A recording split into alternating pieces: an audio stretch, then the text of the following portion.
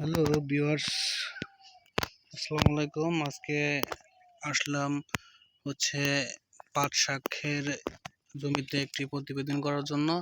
এটি কিন্তু সেই আমার পরিশ্রম করা পাটের ক্ষেতের জমি। তো আসলে আমি কৃষির সাথে কাজ করতে ভালো লাগে। হঠাৎ করে এরকম আমার পরিবর্তন হচ্ছে আমি নিজেও জানি না। তো আমার জন্য সবাই দোয়া করবেন, আমি জানি কৃষির সাথে এরকমভাবে সুন্দরভাবে আরও ওতপ্রোতভাবে জড়িত থাকতে পারি।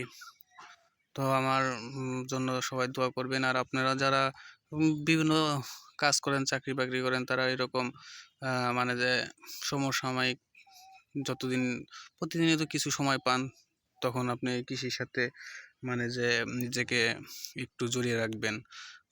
বাইরে আড্ডা উড্ডা দিয়ে আপনি সময় নষ্ট না করে বাইরের বাড়ির সামনে অথবা কিছু জমি যদি পতিত থাকে সেখানে আপনি চাষাবাদ করতে পারেন সুন্দর করে।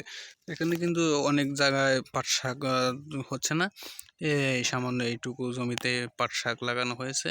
তো এরকমভাবে আপনারাও বাড়ির আঙ্গিনায় বা বাড়ির সামনে পতিত জমিতে আপনারা পাট শাক চাষাবাদ করতে পারেন। এখানে দেখেন এই সুন্দর পাট শাক হয়েছে, অনেক বড় হয়েছে। আর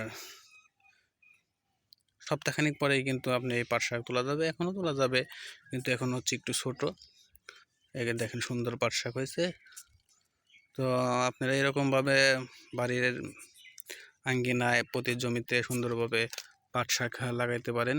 আপনার ফ্যামিলির প্রয়োজনে আপনি এটি মানে যে ব্যবহার করতে পারবেন। বাজারজাত করার প্রয়োজন নেই, অল্প একটু জমিতে চাষাবাদ করা হয়েছে। তো তো আপনি নিজের ফ্যামিলি চাহিদা শাকের চাহিদাটা এখান থেকে মেটাতে পারবেন। তো ভিউয়ার্স, ভালো থাকবেন, সুস্থ থাকবেন। আল্লাহ হাফিজ।